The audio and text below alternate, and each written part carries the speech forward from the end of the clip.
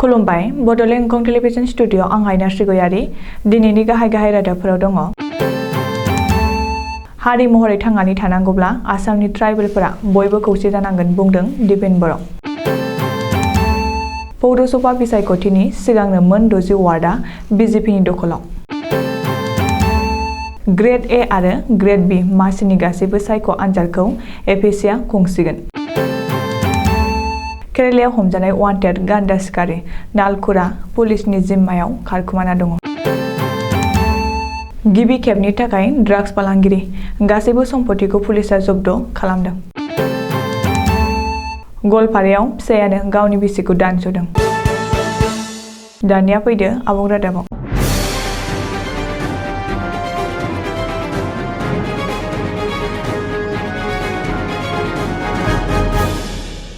अल Rabha student union, अल Rabha women council आरो उदालगुरि जिल्ला आरसु ARWC जथायै सानथामनि हाबाफारिजों बेरगावनि बियार द'दान मापाक बामाव खुंनाय बोसोरसालिया जथुम्माया दिनै जोबनानै थाङो। बे हाबाफारिनिनो गेवलां मेलाव जर'खा आलासि महरै बाहागो लाहैयो मेरु एबसुनि आफादगिरि दिपेन बर'आ। दिपेन बर'आ जर'खा आलासि महरै बाहागो लाहैनानै बर' हारिनि सिनायथि, थामोनथाय आरो दावगाथायनि थाखाय गोलाव समनि सोमावसारनायाव एबसुखौ मदद होबोनायनि थाखाय राभा हारिनि साफ्रोमबो रायजो राजाफोरनिसिम रोजा रोजा साबायखर बावो। बेजों लोगोसेनो आसामाव रायजो जानाय ट्राइबेलफोरखौ खौसे खालामनो आरो ट्राइबेलफोरनि जेंनाखौ अरायथा सुस्रांनो थाखाय बड'फा उपेन्द्रनाथ ब्रह्मआ गोबां नाजादोंमोन होननानै हारि महरै थांनानै थानांगौब्ला आसामनि ट्राइबेलफोरा बयबो खौसे जानांगोन होननानैबो दिपेन बर'आ गावनि बेसेन गोनां बिबुंथिनि गेजेरजों बुंथियो। पौरसभा बिसायख'थि खुंनायनि सिगांनो मोन 60 वार्डआ बिजेपिनि दखलाव। रायजो नाङै 977 वार्डनि गेजेराव मोन 60 वार्डआ बिसायख'थिनि सिगांनो बिजेपि मित्रजोतनि दखलाव थांबाय। मित्रजोतनि बिसादिफोरा बादायलायनाय गैयाबोला मोन 60 वार्डआ देरहानो हादों। मिथिनो हानाय बादिब्ला साहा गुवाहाटी, लामदिं आरो सदियायाव पौरसभा दानो हानाय बायदियै बिजेपि मित्रजोतआ देरहानो हादों।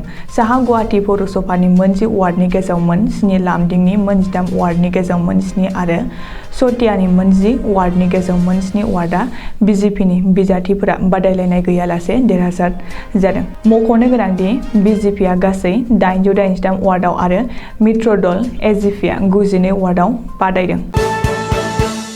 रायजो सोरखारनि जेसेबां अफिसार मासिनि लांदां मासिफोर दं बेनिनो मोन 48 गोदान मासिनि थाखाय सायख' आनजाद खुंनायनि बिबानखौ आसाम सोरखारा एफएसिनो गथायबाय। सिगाङाव एफएसिआ मोन 28 मासिनि थाखाय सायख' आनजाद खुंदोंमोन।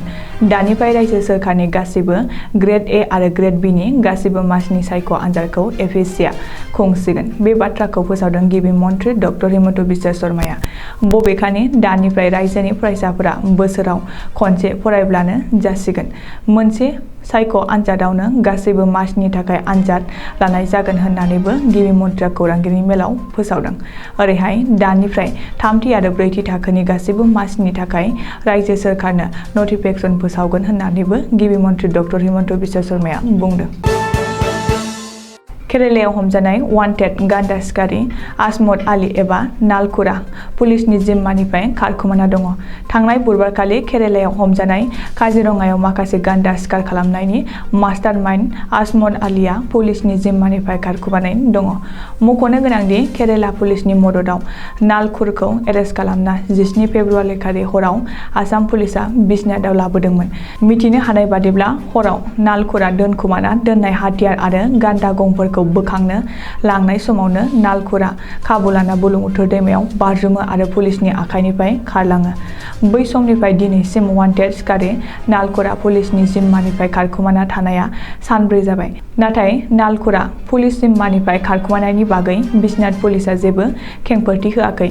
मख'नो गोनांदि आजमत आली एबा नालकुरखौ हमनो थाखाय पुलिसआ नोगोद 2 लाख रां बान्था फोसावदोंमोन आरो गान्दा गं हमनो थानाय बादि सुलुं होनो हायोब्ला नोगोद 5 लाख रां फोसावदोंमोन।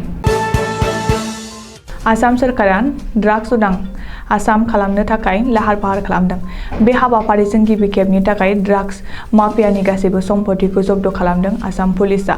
ड्राग्स माफिया बाबा हाजरिकानि गासैबो सम्पथिखौ सिल खालामबाय आसाम पुलिसआ। मख'नो गोनांदि आसाम पुलिसआ थांनाय 12 जानुवारि खालि ड्राग्स माफिया बाबा हाजरिकानि न'आव सिग्रोमानि गोबांथार बिबांनि ड्राग्स आरो जिब-जुनारनि अंगफोरखौ बोखांनो हादोंमोन।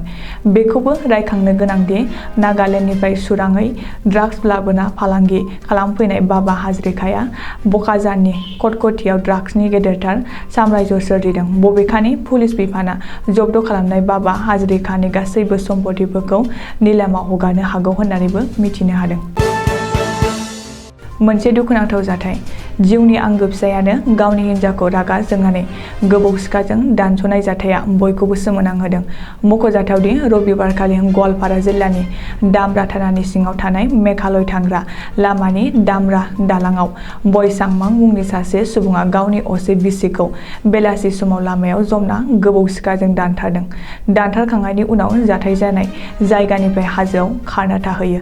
सल'आव मिथिनाय बादिब्ला जाथायनि सायाव ओनसोलनि सुबुंफोरा पुलिस बिफाननो खौरां हरनानै आइजोनि गोथै देहाखौ पस्टमर्टेमनि थाखाय देहा फाहामसालियाव थिसनथाय होबाय आरो हाजोआव खारना थाहैनाय दायनिगिरि बयसांमांखौ पुलिसआ रायजो राजानि मददाव जोबथेसालियाव दैथायहरबाय।